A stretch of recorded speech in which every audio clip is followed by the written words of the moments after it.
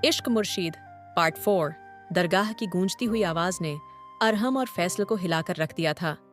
उनके सामने अब दरगाह की दीवारों पर उभरते हुए प्रतीक और निशान एक भयानक साजिश का संकेत दे रहे थे।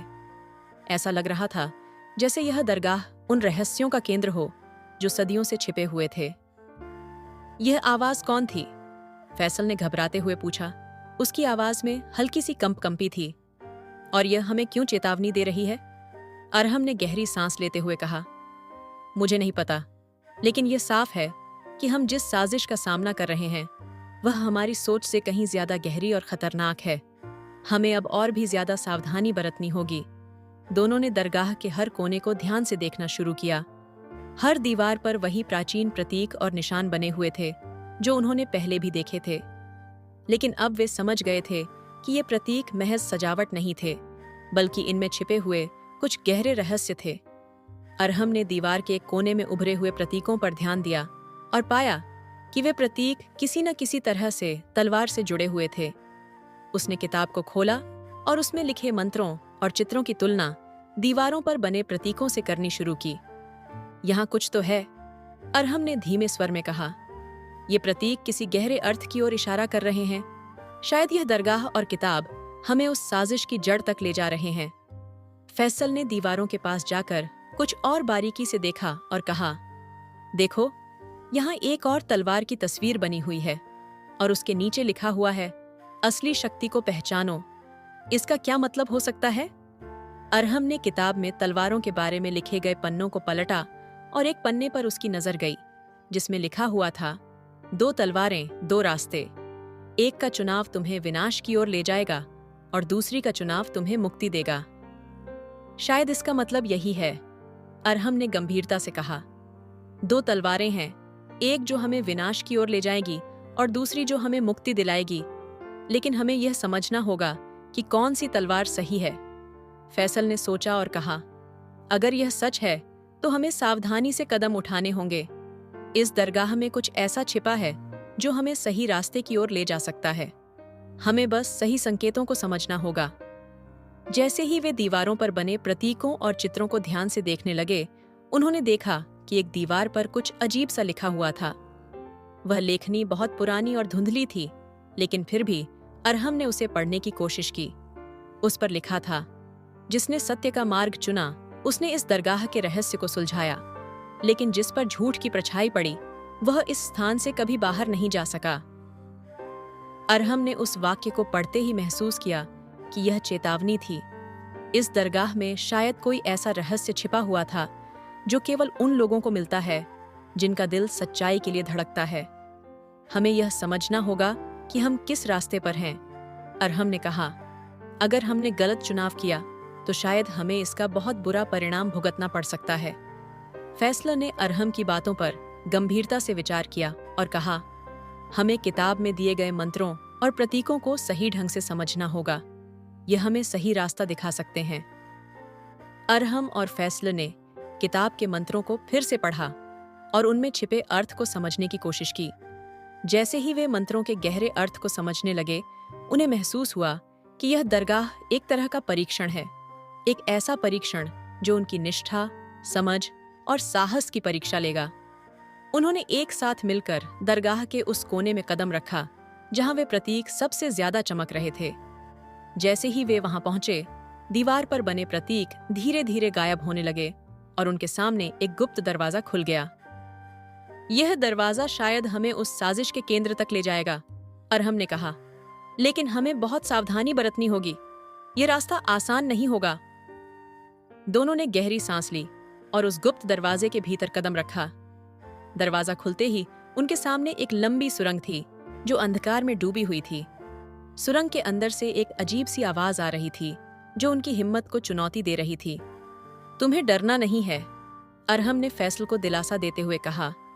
हम इस साजिश का पर्दाफाश करने के लिए यहाँ आए हैं और हम इसे पूरा करके ही रहेंगे।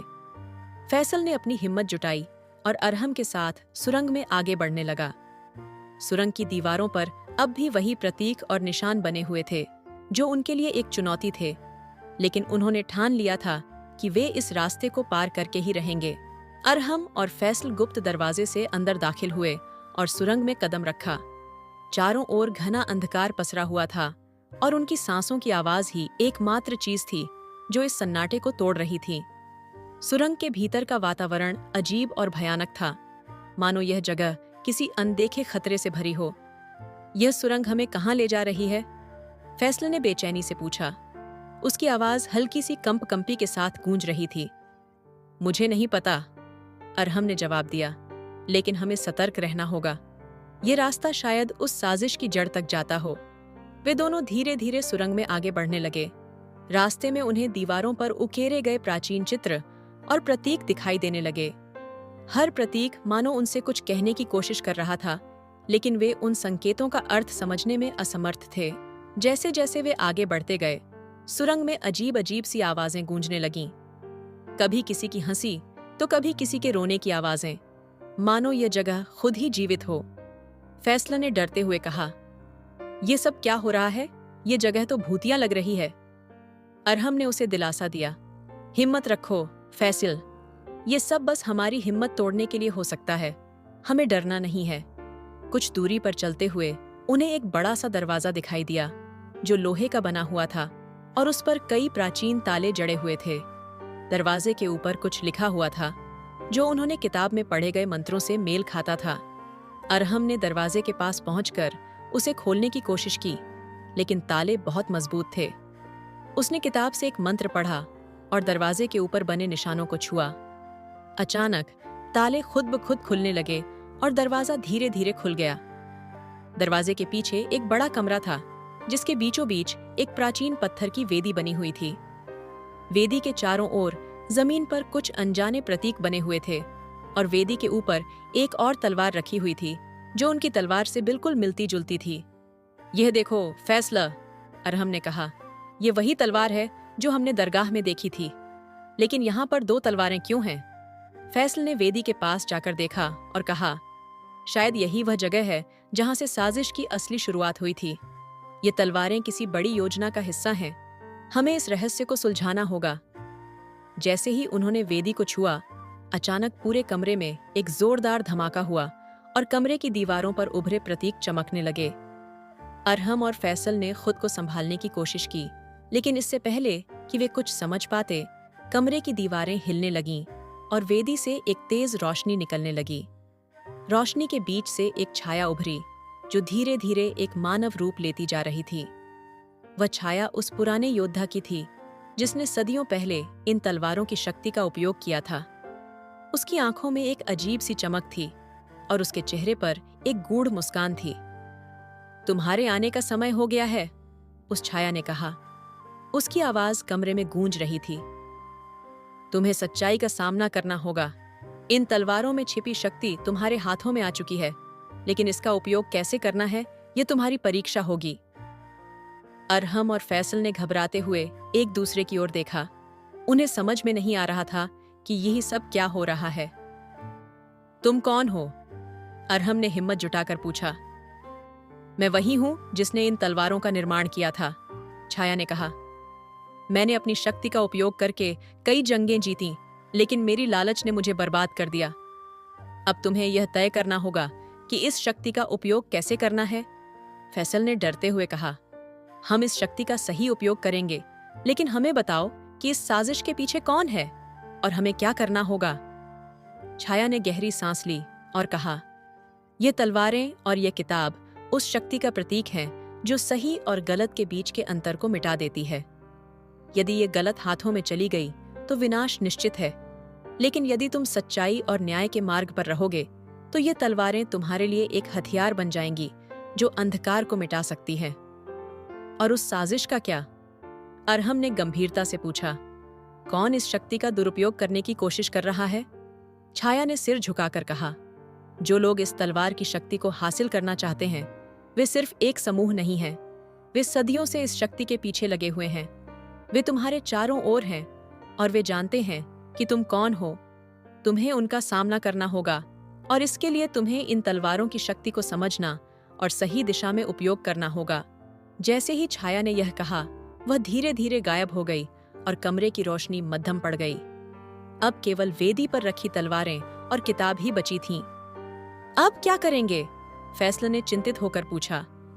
हमें इस शक्ति का उपयोग समझदारी से करना होगा, अरहम ने कहा। लेकिन पहले हमें उस समूह का पता लगाना होगा जो इस साजिश के पीछे है, और इसके लिए हमें यह किताब और तलवारें अपने साथ लेनी होंगी। दोनों ने तलवारों को संभाला और किताब को ध्यान से देखा। अब उनके सामने एक नई चुनौती थी, इस शक्ति को समझना, उसका सही उपयोग करना और उस समूह का सामना करना जो इस साजिश के पीछे था। अरहम और फैसल ने तलवारों और किताब को संभालकर उस गुप्त कमरे से बाहर निकलने का फैसला किया। उनके दिलों में एक नए खतरनाक सफर का एहसास हो चुका था। बाहर निकलते ही उन्होंने महसूस किया कि अब उनके सामने सिर्फ साजिश को सुलझाने का ही नहीं, बल्कि उस अज्ञात दुश्मन का सामना करने का भी समय आ गया है।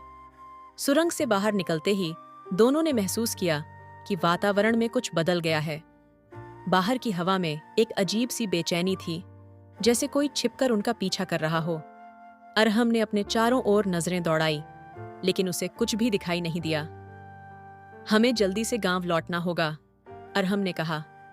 अब हमारे पास ये तलवारें और किताब हैं। हमें इन्हें सुरक्षित रखना होगा और उस दुश्मन का सामना करने के लिए तैयार रहना होगा। फैसल ने सहमति में सिर हिलाया और दोनों ने गांव की ओर कदम बढ़ाए। रास्ते में वे लगातार सतर्क रहे, क्योंकि अब उन्हें एहसास हो चुका था कि दुश्मन हर कदम पर उन पर नजर रख रहा है। गांव में लौटने पर उन्होंने सबसे पहले सैयदा से मुलाकात की। सैयदा ने उन्हें देखते ही कहा, तुम दोनों ने वह किया जो बहुत मुश्किल था। अब तुम्हें इस साजिश के पीछे के असली चेहरे को पहचानना होगा। अरहम ने तलवारों और किताब के बारे में बताया और उस छाया के बारे में भी जिसने उन्हें चेतावनी दी थी। सैयदा ने गहरी सांस लेते हुए कहा, यह साजिश सिर्फ एक साधारण ताकत की नहीं, बल्कि सदियों पुरानी बुराई की है, और इस बुराई का असली चेहरा वह नहीं जो तुम सोच रहे हो। तो फिर असली दुश्मन कौन है? फैसल ने अधीरता से पूछा। सैयदा ने उन्हें एक पुराने संदूक की ओर इशारा किया जो कमरे के कोने में रखा हुआ था। उसने संदूक को खोला और उसमें से एक पुराना, धूल से भरा दस्तावेज निकाला। दस्तावेज पर कई प्राचीन चित्र बने हुए थे, जिनमें एक समूह का चित्रण था जो तलवारों और किताब के लिए लड़ रहा था। यह दस्तावेज उस समूह का है जिसने इन तलवारों और इस किताब की ताकत को हासिल करने की कोशिश की थी, सैयदा ने कहा। इस समूह का नेतृत्व एक ऐसा व्यक्ति कर रहा था जो बहुत चालाक और शक्तिशाली था। उसने अपने अनुयायियों के साथ मिलकर इन तलवारों की शक्ति को अपने नियंत्रण में करने का प्रयास किया, लेकिन वह सफल नहीं हो सका। अरहम ने दस्तावेज को ध्यान से देखा और उसमें लिखे शब्दों को पढ़ने की कोशिश की। उसमें लिखा था, जो शक्ति को नियंत्रित कर सके वही इस दुनिया का असली मालिक होगा, लेकिन जो इसे गलत दिशा में मोड़ेगा वह केवल विनाश ही लेकर आएगा। यह समूह अब भी सक्रिय है, सैयदा ने गंभीरता से कहा, और वे तुम्हारे हर कदम पर नजर रख रहे हैं। उन्हें पता है कि तलवारें और किताब अब तुम्हारे पास हैं और वे इसे वापस पाने के लिए कुछ भी कर सकते हैं। अरहम ने दृढ़ता से कहा, हमें यह पता लगाना होगा कि इस समूह का नेता कौन है और वह इस शक्ति का क्या करना चाहता है। हमें इस साजिश को रोकने के लिए किसी भी हद तक जाना होगा। सैयदा ने उनकी बातों पर गौर करते हुए कहा, तुम्हें सावधान रहना होगा, क्योंकि यह दुश्मन बहुत चालाक है। वह किसी भी रूप में तुम्हारे सामने आ सकता है, लेकिन याद रखना, यह सिर्फ बाहरी ताकत नहीं, बल्कि आंतरिक ताकत भी है जो तुम्हें विजय दिलाएगी। अरहम और फैसल ने एक दूसरे की ओर देखा।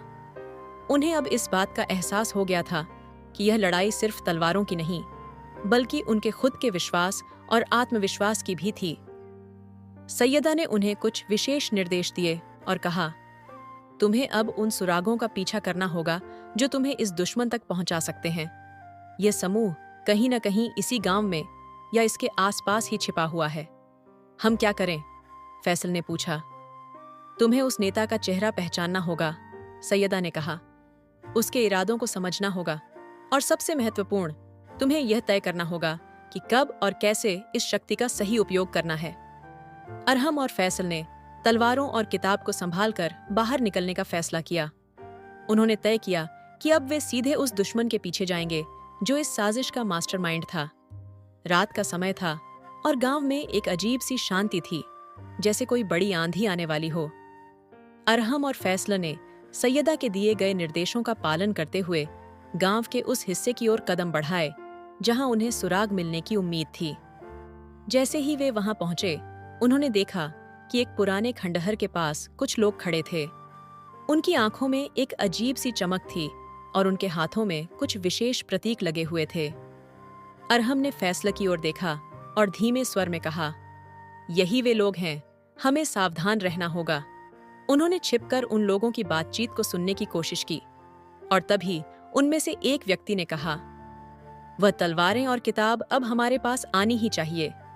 हमारे नेता ने आदेश दिया है कि उन्हें किसी भी कीमत पर वापस लाया जाए। फैसल ने धीरे से कहा, यह वही समूह है जिसका दस्तावेज सैयदा ने दिखाया था। हमें उनका पीछा करना होगा और यह पता लगाना होगा कि उनका नेता कौन है। अरहम ने सहमति में सिर हिलाया और वे दोनों उन लोगों का पीछा करने लगे। वे लोग खंडहर के भीतर चले गए और वहां के अंदर एक गुप्त मार्ग था जो कहीं और जाता था। अरहम और फैसल ने भी उसी मार्ग का अनुसरण किया और वे धीरे धीरे उस स्थान की ओर बढ़ने लगे जहां शायद इस साजिश का असली रहस्य छिपा हुआ था। अरहम और फैसल गुप्त मार्ग के अंदर धीरे धीरे कदम बढ़ा रहे थे। रास्ता संकरा और अंधकारमय था, मानो यह सुरंग किसी रहस्य को छिपाने के लिए ही बनाई गई हो। हवा में एक अजीब सी गंध थी और हर कदम के साथ उन्हें ऐसा महसूस हो रहा था जैसे कोई उन्हें देख रहा हो। हमें बेहद सावधानी बरतनी होगी, अरहम ने धीरे से कहा। यह रास्ता हमें सीधे उस जगह पर ले जा सकता है जहां यह साजिश शुरू हुई थी। फैसल ने सहमति में सिर हिलाया। उसके दिल की धड़कनें तेज हो रही थीं, लेकिन उसने खुद को संभाला और अरहम के साथ आगे बढ़ता गया। कुछ दूरी पर चलते हुए उन्होंने देखा कि सुरंग एक बड़े से कमरे में खुलती है। कमरा धुंधले प्रकाश से भरा हुआ था और उसके केंद्र में एक बड़ी वेदी थी। वेदी के चारों ओर कुछ लोग खड़े थे जो मंत्र पढ़ रहे थे। उनके चेहरे गहरे काले कपड़ों में ढके हुए थे और उनके हाथों में वे प्रतीक थे जिन्हें अरहम और फैसल ने पहले भी देखा था। अरहम और फैसल ने छिपकर उन लोगों की गतिविधियों को देखा। उनके बीच एक बड़ा व्यक्ति खड़ा था जो बाकी सभी को निर्देश दे रहा था। उसकी आवाज में एक खास तरह की ताकत थी जिससे साफ पता चलता था कि वही इस समूह का नेता है। यह वही व्यक्ति है जो इस साजिश का मास्टरमाइंड है, फैसल ने धीरे से कहा। हमें यह पता लगाना होगा कि वे क्या करने की योजना बना रहे हैं। अरहम ने सिर हिलाते हुए कहा, हाँ, लेकिन हमें सावधानी बरतनी होगी, वे हमें देख न लें। दोनों ने गुप्त रूप से कमरे के पास जाकर उन लोगों की बातचीत को ध्यान से सुनने की कोशिश की। नेता अपनी गहरी आवाज में कह रहा था, यह तलवारें और किताब हमारी शक्ति का स्रोत हैं। हमें इन्हें किसी भी कीमत पर वापस लाना होगा। इनकी शक्ति से हम इस दुनिया पर नियंत्रण कर सकते हैं। एक अन्य व्यक्ति ने पूछा, लेकिन वे तलवारें और किताब उस युवक और उसके साथी के पास हैं। वे भी इस शक्ति को समझने की कोशिश कर रहे हैं। नेता ने ठहाका लगाते हुए कहा, उनके पास इस शक्ति को समझने का कोई तरीका नहीं है। वे इसे समझने में असफल रहेंगे और तब हम उन पर हमला करेंगे। हमें बस इंतजार करना होगा कि वे कहाँ गलती करते हैं। अरहम और फैसल ने यह सुनते ही समझ लिया कि यह समूह उनके हर कदम पर नजर रखे हुए है। उन्हें यह भी एहसास हुआ कि उन्हें बहुत ही सावधानी से आगे बढ़ना होगा, क्योंकि दुश्मन उनके किसी भी गलत कदम का फायदा उठा सकता है। जैसे ही अरहम ने और नजदीक जाने की कोशिश की, उसने देखा कि नेता एक पुराने दस्तावेज को खोलकर कुछ पढ़ रहा है।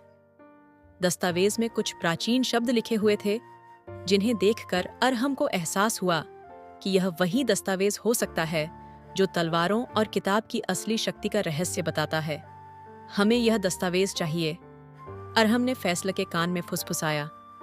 इसके बिना हम इस शक्ति को समझ नहीं पाएंगे। फैसल ने नर्वस होते हुए कहा, लेकिन उसे कैसे लेंगे? वे सब यहाँ हैं और हमें देखते ही मार डालेंगे।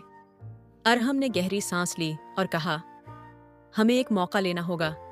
जब वे ध्यान नहीं देंगे तब हम उसे चुपके से ले लेंगे। दोनों ने अपनी जगह बनाई और सही मौके का इंतजार करने लगे।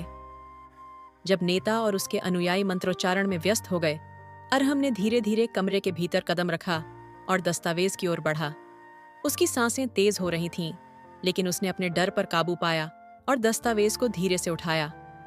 अचानक कमरे में एक जोरदार धमाका हुआ। उन लोगों का ध्यान मंत्रों से हटकर अरहम की ओर गया, जिसने दस्तावेज को उठाते ही दौड़ लगाई। फैसल ने तुरंत समझदारी दिखाई और पीछे के रास्ते से भागने का इशारा किया। नेता ने गुस्से में चिल्लाते हुए कहा, पकड़ो उन्हें, वे हमें धोखा देने की हिम्मत कर रहे हैं। अरहम और फैसल ने पूरे दमखम के साथ भागना शुरू किया। उन्होंने गुप्त मार्ग के भीतर से तेजी से रास्ता तय किया, लेकिन पीछे से आती हुई आवाजें और कदमों की आहट ने उन्हें बता दिया कि दुश्मन अब भी उनका पीछा कर रहा है। सुरंग का रास्ता खत्म होते ही वे बाहर की ताजी हवा में पहुंचे। दोनों ने एक पल के लिए रुककर सांस ली, लेकिन फिर उन्हें एहसास हुआ कि यह लड़ाई अभी खत्म नहीं हुई है। उन्होंने दस्तावेज को ध्यान से देखा और पाया कि उसमें तलवारों और किताब की शक्ति को नियंत्रित करने के मंत्र और निर्देश दिए गए थे। अब हमें समझ में आया कि यह तलवारें कितनी खतरनाक हो सकती हैं। अरहम ने कहा, अगर यह गलत हाथों में चली गई तो यह दुनिया बर्बाद हो सकती है। हमें इस दस्तावेज को अच्छे से समझकर इसका उपयोग करना होगा और उस दुश्मन का सामना करने के लिए तैयार रहना होगा। फैसल ने सहमति में सिर हिलाते हुए कहा, हाँ, लेकिन पहले हमें यह तय करना होगा कि अब हम क्या करेंगे। ये दस्तावेज हमारे पास है, लेकिन दुश्मन भी हमारे पीछे है। हमें सैयदा से सलाह लेनी होगी। अरहम ने कहा, ये दस्तावेज और तलवारें अब हमारे लिए सबसे बड़ा हथियार हैं और हमें उनका सही इस्तेमाल करना होगा। दोनों ने गांव की ओर तेजी से कदम बढ़ाए, जहां सैयदा उनका इंतजार कर रही थी। उन्हें अब पता था कि यह लड़ाई जितनी उन्होंने सोची थी उससे कहीं ज्यादा कठिन और खतरनाक होने वाली है। कहानी जारी रहेगी। आगे की कहानी अगले पार्ट में। अगला पार्ट जल्दी आएगा। कमेंट में जरूर बताएं कि आपको कहानी कैसी लगी। कहानी अच्छी लगी है तो वीडियो को लाइक कीजिए, शेयर कीजिए और हमारे चैनल को सब्सक्राइब करके बेल आइकन को भी दबा लीजिए, ताकि मैं जब भी वीडियो अपलोड करूं आपको वीडियो का नोटिफिकेशन मिल सके। तो चलिए दोस्तों, मिलते हैं नेक्स्ट वीडियो में। तब तक के लिए bye and thanks for watching video.